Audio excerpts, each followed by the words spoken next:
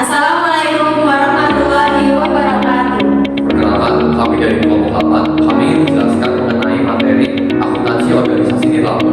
Sebelum itu, perkenalkan nama saya Fajar Narto, NPM saya 4323 Perkenalkan, nama saya Darsi Nurmantasari, NPM saya 4323 Perkenalkan, nama saya Lila Rifda Nova Amina, NPM saya 4323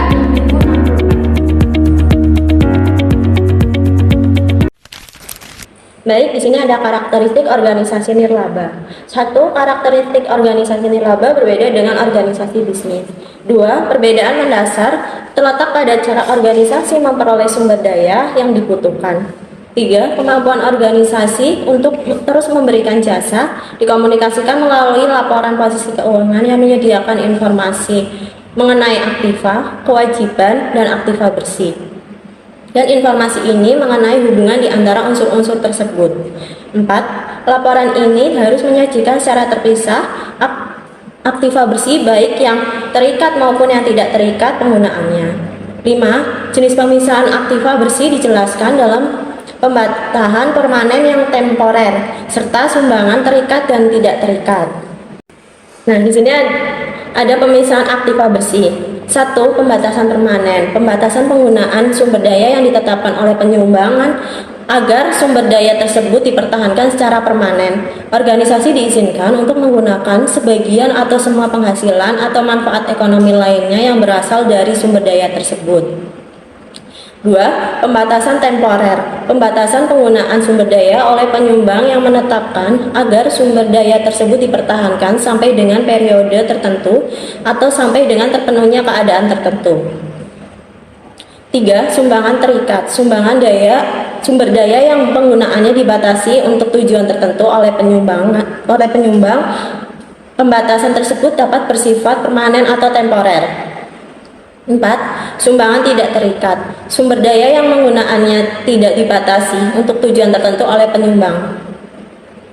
Ini ada PSAK nomor 45. 1. Mengatur tentang pelaporan keuangan organisasi nirlaba. 2. Diharapkan laporan keuangan organisasi nirlaba dapat lebih mudah dipahami, memiliki relevansi, dan memiliki daya banding yang tinggi. 3. Dalam perkembangannya, PSAK 45 seperti yang tertuang dalam Exposure Draft Revisi 2010 Oktober 2010, penamaannya berubah menjadi Pelaporan Keuangan Entitas Nirlaba. Karakteristik organisasi nirlaba. 1. Standar pelaporan yang tertuang dalam PSAK nomor 45 berlaku bagi laporan keuangan yang disajikan oleh organisasi nirlaba dengan karakteristik sebagai berikut. Sumber daya entitas berasal dari para penyumbang, penghasilan barang dan atau jasa tanpa bertujuan menumpuk laba, tidak ada kepemilikan. Kepemilikan dalam organisasi nirlaba tidak dapat dijual, dialihkan atau ditebus kembali. Kepemilikan tersebut tidak mencerminkan proporsi pembagian sumber daya entitas pada saat likuidasi atau pembubaran entitas. Ruang lingkup. 1. PSAK nomor 45 revisi 1997. Dalam pernyataan tersebut tidak berlaku bagi lembaga, pemerintah, departemen, dan unit-unit sejenis lainnya. 2. Exposure Draft PSAK nomor 45 revisi 2010 Oktober 2010. Standar pelaporan tersebut dapat diterapkan oleh lembaga pemerintah dan unit-unit sejenis lainnya sepanjang tidak bertentangan dengan peraturan perundang-undangan yang berlaku. Di sini ada tujuan laporan keuangan. 1. Organisasi sektor publik dituntut untuk dapat membuat laporan keuangan eksternal. 2. Bentuk pada dasarnya dapat diadaptasikan dari laporan keuangan pada sektor swasta. 3. Disesuaikan dengan sifat dan karakteristik sektor publik serta mengakomodasi kebutuhan pemakaian laporan keuangan sektor publik. 4.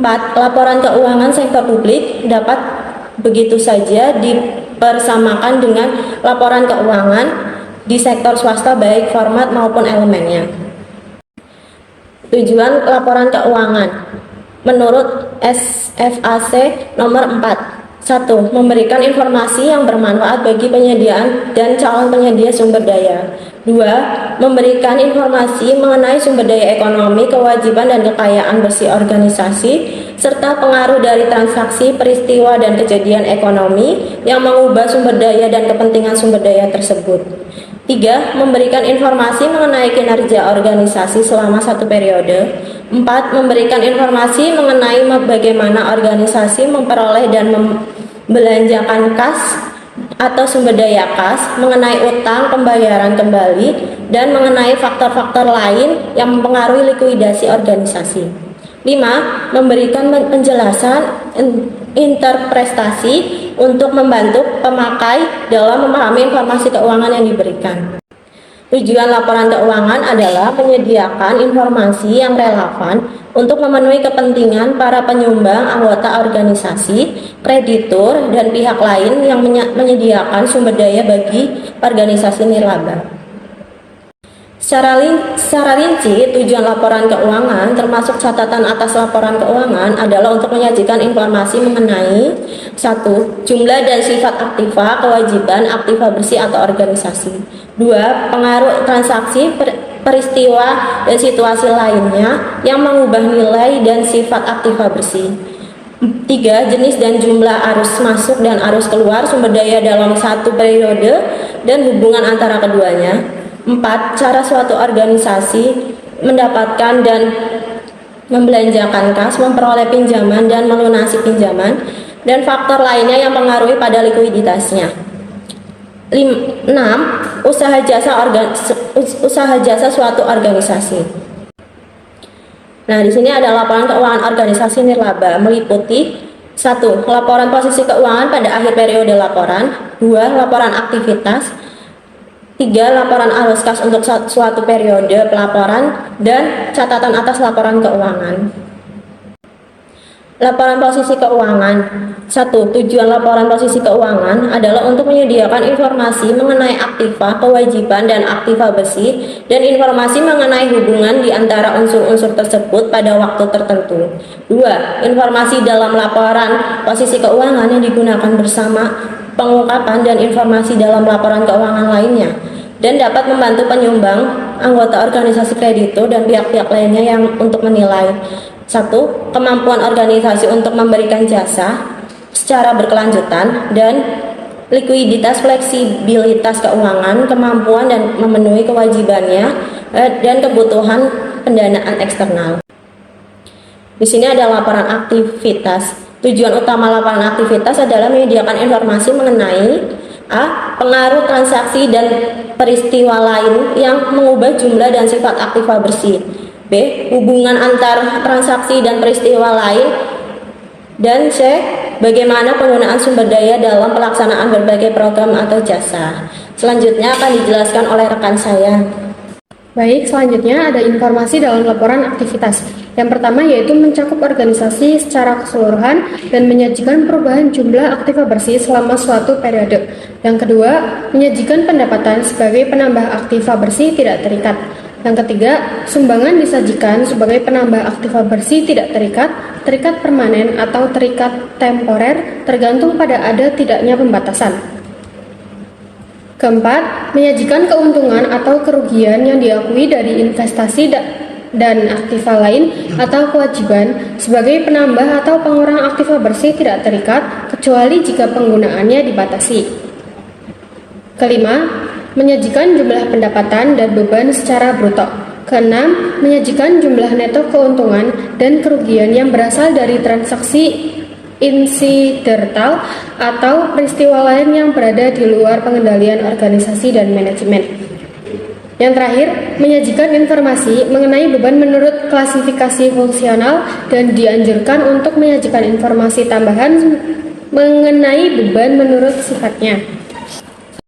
Selanjutnya di sini ada tipe aktivitas. Yang pertama yaitu aktivitas pendukung, yang kedua aktivitas manajemen dan umum, yang ketiga aktivitas pencarian dana, yang keempat aktivitas pengembangan anggota.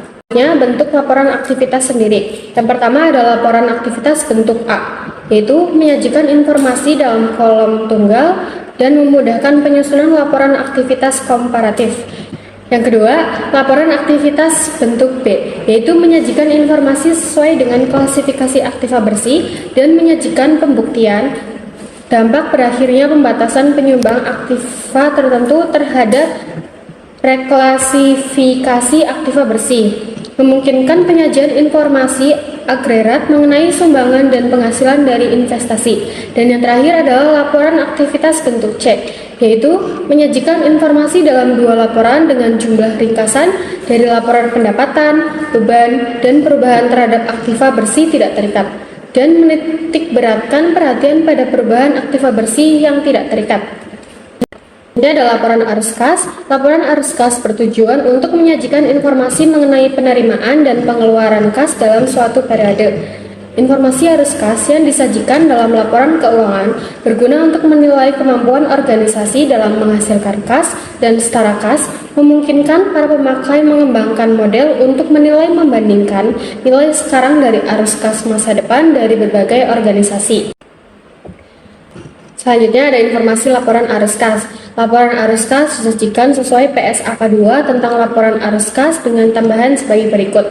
Yang pertama ada aktivitas pendanaan, di mana penerimaan kas dari penyumbang yang penggunaannya dibatasi untuk jangka panjang, dan penerimaan kas dari sumbangan dan penghasilan investasi yang penggunaannya dibatasi untuk pemerolehan, pembangunan, dan pemeliharaan aktiva tetap atau peningkatan dana abadi. Bunga dan dividen yang dibatasi penggunaannya untuk jangka panjang. Dan yang kedua ada pengungkapan informasi mengenai aktivitas investasi dan pendanaan non-kas, sumbangan berupa bangunan atau aktiva investasi. Selanjutnya ada pengertian yayasan. Pengertian yayasan menurut Undang-Undang Nomor 16 Tahun 2001, pengertian yayasan adalah badan hukum yang kekayaannya terdiri dari kekayaan yang dipisahkan dan diperuntukkan untuk mencapai tujuan tertentu di bidang sosial, keagamaan, dan kemanusiaan. Yayasan dapat melakukan kegiatan usaha untuk menunjang pencapaian maksud dan tujuannya dengan cara mendirikan badan usaha dan ikut serta dalam suatu badan usaha. Nah, selanjutnya ada tujuan dan karakteristik yayasan. Yang pertama adalah tujuan yayasan. Tujuan yayasan sendiri melakukan aktivitas-aktivitas yang bersifat sosial, keagamaan, dan kemanusiaan. Yang kedua ada sumber pembiayaan. Sumber pembiayaan berasal dari sejumlah kekayaan yang dipisahkan dalam bentuk uang atau barang. Yang ketiga ada pola pertanggungjawaban. Pola pertanggungjawaban dibagi menjadi dua, yaitu yang pertama pertanggungjawaban vertikal adalah pertanggungjawaban atas pengelolaan dana kepada otoritas yang lebih tinggi. Misalnya, pertanggungjawaban yayasan kepada pembina. Yang kedua, pertanggungjawaban horizontal. Pertanggungjawaban ini adalah pertanggungjawaban atas pengelolaan dana kepada masyarakat luas sebagai salah satu elemen penting dalam proses akuntabilitas publik. Nah, selanjutnya ada organ yayasan. Menurut Undang-Undang Nomor 16 Tahun 2001, yayasan mempunyai organ yang terdiri dari pembina, pengurus, dan pengawas. Pembina sendiri adalah organ yayasan yang memiliki kewenangan yang tidak diserahkan kepada pengurus dan pengawas. Sementara pengurus, organ yayasan yang melakukan kepengurusan yayasan dan mampu melakukan perbuatan hukum yang sekurang-kurangnya terdiri dari ketua, sekretaris, dan bendahara. Dan yang terakhir ada pengawas. Pengawas sendiri adalah organ yang bertugas melakukan pengawasan serta memberikan nasihat kepada pengurus dalam melakukan kegiatan yayasan. Yayasan minimal memiliki satu pengawas. Selanjutnya ada anggaran dan LK yayasan. Rencana anggaran yayasan bersifat terbuka, yaitu harus dipublikasikan kepada masyarakat agar dikritisi dan didiskusikan. Menyusun laporan keuangan sesuai PSAK 45, tujuan pembuatan laporan keuangan tersebut adalah untuk menyediakan informasi anggaran relevan bagi kepentingan para penyumbang, anggota pengelola, kreditor, dan pihak lain yang menyediakan sumber daya bagi yayasan. Nah, selanjutnya ada pengertian LSM. LSM sendiri adalah organisasi swasta yang kegiatannya adalah untuk membebaskan penderitaan, memajukan kepentingan kaum miskin, melindungi lingkungan, menyediakan pelayanan dasar masyarakat, atau menangani pengembangan masyarakat. atau organisasi yang berbasis nilai tergantung dalam keseluruhan atau bagian pada lembaga donor dan pelayaan sukarela. Nah, ciri-ciri LSM sendiri ada yang satu yaitu formal, kedua swasta, ketiga tidak mencari keuntungan, yang keempat menjalankan organisasinya sendiri dan tidak dikontrol oleh pihak luar. Yang kelima, sukarela. Yang keenam, non-religius. Dan yang terakhir, non-politik. Selanjutnya ada akuntansi LSM. Akuntansi LSM terkait dengan 3 hal pokok yaitu penyediaan informasi, pengendalian pengelolaan, dan akuntabilitas. Akuntansi LSM merupakan sarana informasi mengenai pengelolaan bagi lembaga pemberi dana maupun publik. Informasi akuntansi akan digunakan dalam proses pengendalian pengelolaan mulai dari aktivitas perencanaan, penganggaran, pelaksanaan hingga pertanggungjawaban. Tujuan akuntansi LSM adalah untuk pengendalian pengelolaan dan akuntabilitas. Selanjutnya ada laporan keuangan LSM. Laporan keuangan LSM mengacu pada PSAK nomor 45 mengenai pelaporan keuangan organisasi nirlaba. Para pengguna laporan keuangan organisasi LSM memiliki kepentingan bersama yang tidak berbeda dengan organisasi bisnis, yaitu untuk menilai jasa yang diberikan oleh LSM dan kemampuannya untuk terus memberikan jasa tersebut, cara pengelolaan, pelaksanaan, dan pertanggungjawaban, dan aspek kinerja pengelola. Selanjutnya ada tujuan laporan keuangan LSM. Yang pertama yaitu menyediakan informasi yang berguna untuk pengambilan keputusan, di samping untuk menunjukkan akuntabilitas organisasi terhadap sumber daya terpercaya dengan menyediakan informasi mengenai yang pertama sumber-sumber, alokasi, dan penggunaan sumber daya keuangan. Yang kedua, bagaimana organisasi LSM mendanai aktivitasnya dan memenuhi persyaratan kasnya. Yang ketiga, mengevaluasi kemampuan organisasi LSM untuk mendanai aktivitasnya dan untuk memenuhi kewajiban serta komitmennya. Dan yang keempat, kondisi keuangan suatu organisasi LSM dan perubahan di dalamnya. Dan yang terakhir, mengevaluasi kinerja organisasi LSM dari segi biaya jasa, efisiensi, dan pencapaian tujuan. Nah, selanjutnya ada dasar laporan keuangan LSM. Yang pertama yaitu laporan keuangan LSM sebaiknya disusun atas dasar akrual. Yang kedua, laporan keuangan yang dihasilkan untuk organisasi LSM sesuai dengan PSAK nomor 45, yaitu laporan posisi keuangan, laporan aktivitas, dan laporan arus kas. Selanjutnya mengenai aturan keuangan parpol. Yang pertama, larangan untuk membentuk badan usaha dan menanamkan saham di badan usaha. Kemudian pertanggungjawaban keuangan partai politik. Yang ketiga, kewajiban menyampaikan daftar sumbangan beserta laporan keuangan. Keempat, menetapkan mekanisme pengawasan dan penjatuhan sanksi. Yang kelima, kewajiban melaporkan laporan keuangan tahunan setiap akhir tahun. Yang keenam, melaporkan laporan keuangan serta daftar sumbangan. Kemudian, mengenai dasar hukum pelaporan dan audit partai politik. Dasar hukum pelaporannya sendiri ada pada pasal 15 Undang-Undang Nomor 2 Tahun 1999 tentang partai politik. Yang A, daftar penyumbang beserta laporan keuangannya. B, diaudit oleh akuntan publik. Kemudian pada pasal 49 Undang-Undang Nomor 3 Tahun 1999 mengenai pemilihan umum. Yang A, dana kampanye pemilihan umum. B, diaudit oleh akuntan publik. Kemudian, melakukan pertanggungjawaban atas sumber daya keuangan yang digunakan dengan menyampaikan laporan dana kampanye serta laporan keuangan khusus untuk partai politik. Kemudian, harus diaudit oleh akuntan publik dan disampaikan kepada KPU. Kemudian, laporan keuangan harus terbuka untuk dapat diakses oleh publik. Kemudian, mengenai akuntansi partai politik, didasarkan pada Undang-Undang Nomor 31 Tahun 2002 bahwa partai politik memiliki kewajiban untuk membuat pembukuan, memelihara daftar penyumbang, dan jumlah sumbangan yang diterima untuk terbuka, diketahui oleh masyarakat dan pemerintah. Kemudian, partai politik harus membuat laporan keuangan untuk diaudit secara berkala dalam periode 1 tahun sekali. Kemudian berkewajiban dalam memiliki rekening khusus untuk dana kampanye pemilihan umum dan kemudian diserahkan kepada Komisi Pemilihan Umum. Selanjutnya, mengenai dalam hal akuntansi partai politik lagi, untuk tahun pelaporannya sendiri yaitu tahun takvim 1 Januari sampai 31 Desember, dan penanggung jawab utama laporan keuangan partai politik adalah Ketua Umum dari partai politik yang bersangkutan.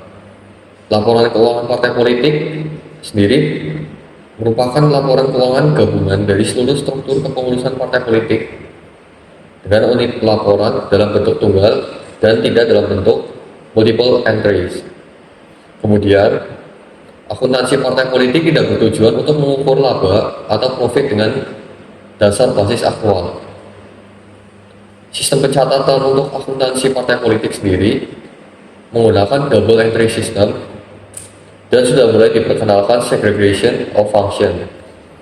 Kemudian tahun pelaporan yaitu tahun takvim 1 Januari sampai 31 Desember dengan penanggung jawab seperti yang sebelumnya. Larangan mengenai partai politik. Adapun larangannya berupa tidak diperbolehkan untuk menerima dari atau memberikan kepada pihak asing sumbangan dalam bentuk apapun. Kemudian tidak diperbolehkan untuk menerima sumbangan baik berupa barang maupun uang dari pihak manapun tanpa mencantumkan identitas yang jelas. Kemudian tidak diperbolehkan untuk menerima sumbangan dari perorangan dan atau perusahaan atau badan usaha melebihi batas yang ditetapkan. Kemudian tidak diperbolehkan untuk meminta atau menerima dana dari badan usaha milik negara, badan usaha milik daerah, maupun lembaga non-profit lainnya. Kemudian tidak diperbolehkan untuk mendirikan badan usaha dan atau memiliki saham suatu badan usaha. Kemudian untuk tata administrasi keuangan partai politik berdasarkan SK KPU nomor 676, yaitu yang pertama pada buku 1 mengenai tata administrasi keuangan peserta pemilihan umum, kemudian pada buku 2 pedoman sistem akuntansi keuangan partai politik, dan pada yang ketiga pada buku ketiga mengenai pedoman pelaporan dana kampanye serta pemilu. Pernyataan standar akuntansi keuangan nomor 45, laporan keuangan partai politik adalah berupa laporan posisi keuangan, kemudian laporan aktivitas, kemudian laporan perubahan dalam aktivitas neto atau ekuitas, lalu laporan arus kas, dan yang terakhir catatan atas laporan keuangan. Untuk laporan dana kampanye sebagai bentuk pertanggungjawaban peserta pemilu dalam hal pengelolaan dana kampanye yang meliputi sumber-sumber perolehan dan penggunaannya, kemudian menyajikan sisi sumber dan penggunaan dana kampanye dari partai politik. Kemudian laporan ini disajikan oleh partai politik yang mengikuti pemilihan umum sebagai bagiannya tidak terpisahkan dari laporan keuangan tahunan dan hanya disajikan pada periode tahun yang ada pemilihan umum di dalamnya. Mengenai jenis laporan dana kampanye, laporan dana kampanye peserta pemilu berisi sumber dan penggunaan dana kampanye, kemudian catatan atas laporan dana kampanye peserta pemilu yang berisi keterangan mengenai item-item dalam laporan dana kampanye, kemudian informasi tambahan. Lalu, peran dan fungsi akuntansi dalam partai politik untuk bagi pihak internal, yaitu bagi ketua partai politik dan staf. Lalu, bagi pihak eksternal, yaitu donatur, supplier atau pemasok, dan konstituen atau basis massa.